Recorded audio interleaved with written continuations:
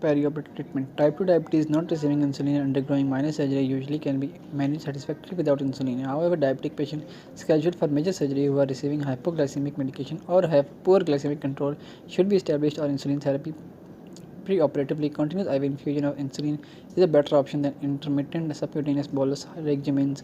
At least in perioperative cardiac surgical patients may be associated with improved outcome, although intermittent IV bolus regimens are still use. कहता है कि जो type 2 diabetes के patient हैं जिनकी diabetes mild है या तो वो इंसुलिन या ड्रग्स नहीं ले रहे तो उनको सर्जरी की जा सकती है, ठीक है।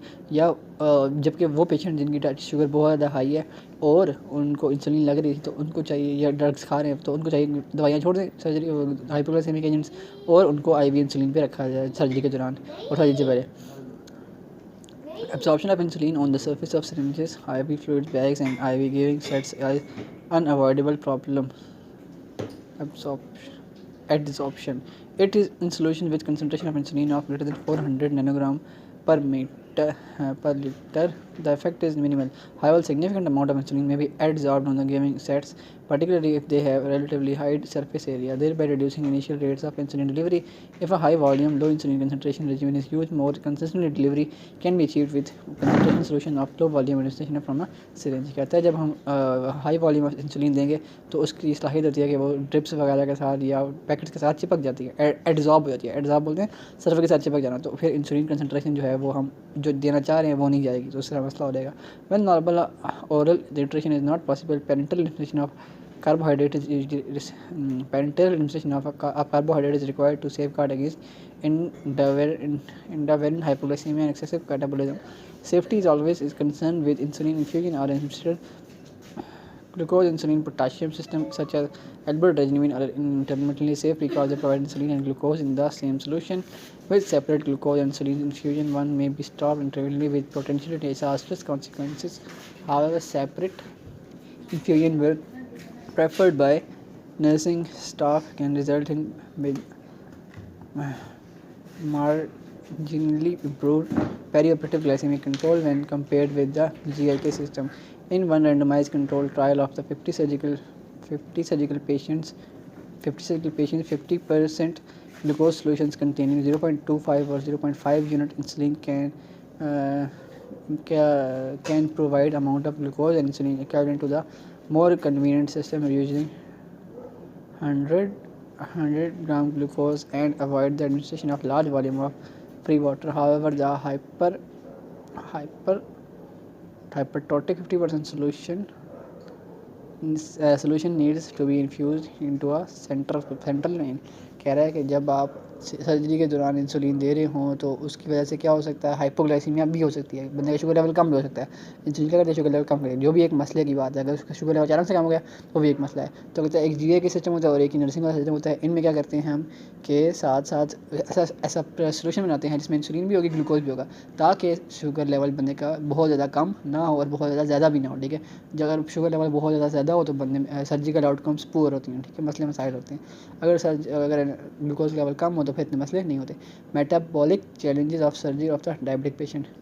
The immediate preoperative problems during the diabetic patient is surgical induction of stress response with catabolic hormone, interruption of the food intake which may be prolonged following gastrointestinal procedures, altered consciousness which masks the symptoms of hypoglycemia and necessitates frequent blood glucose estimations, circulatory disturbances associated with anesthesia and surgery which may alter the absorption of subcutaneous insulin।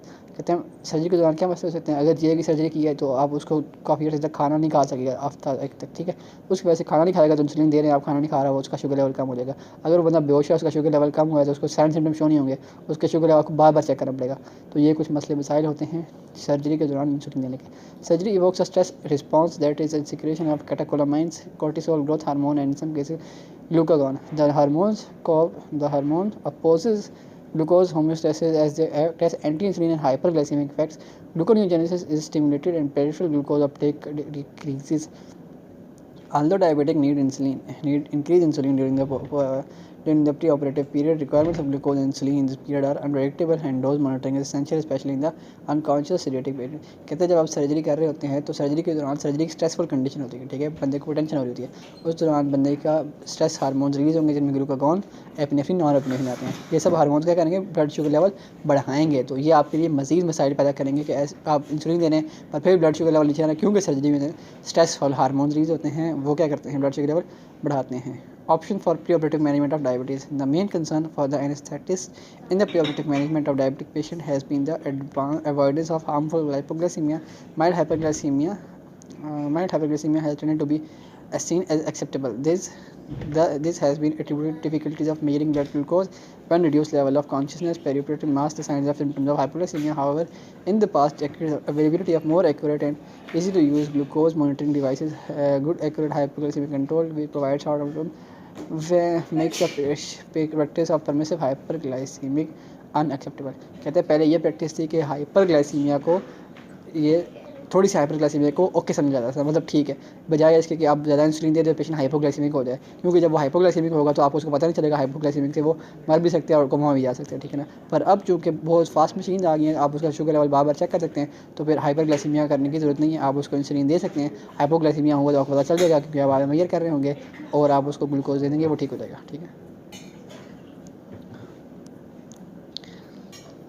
Monitoring techniques, अब monitor कैसे करना है आपने, ठीक है। HbA, the advent of semi-automatic devices improve accuracy of measuring the blood and capillary glucose concentration, blood community and hospital for the machines and effectively must be calibrated regularly and people using them must be trained. Recent work has suggested that measuring of circulatory beta hydroxybutyrate concentration may be helpful in treating acutely unstable diabetes, as the development of bedside devices will establish the usefulness sequence of estimation of the ketonemia to be assessed. कहते हैं आप monitoring कैसे करेंगे, कहते हैं आप devices आ गई हैं जो कि ब्लड शुगर को सही से कंसनट्रेशन को चेक कर सकती हैं, और एक और डिवाइस है वो क्या करती है, बीटा हाइड्रोक्सी ब्यूटारेट को चेक करती है। बीटा हाइड्रोक्सी ब्यूटारेट एक टाइप ऑफ कीटोन बॉडीज़ होती है। हमने पढ़ा है कि जब इंसुलिन का लेवल ब्लड में कम होता है तो फिर ब्लड में कीटोन का लेवल्स बढ़ जाता है।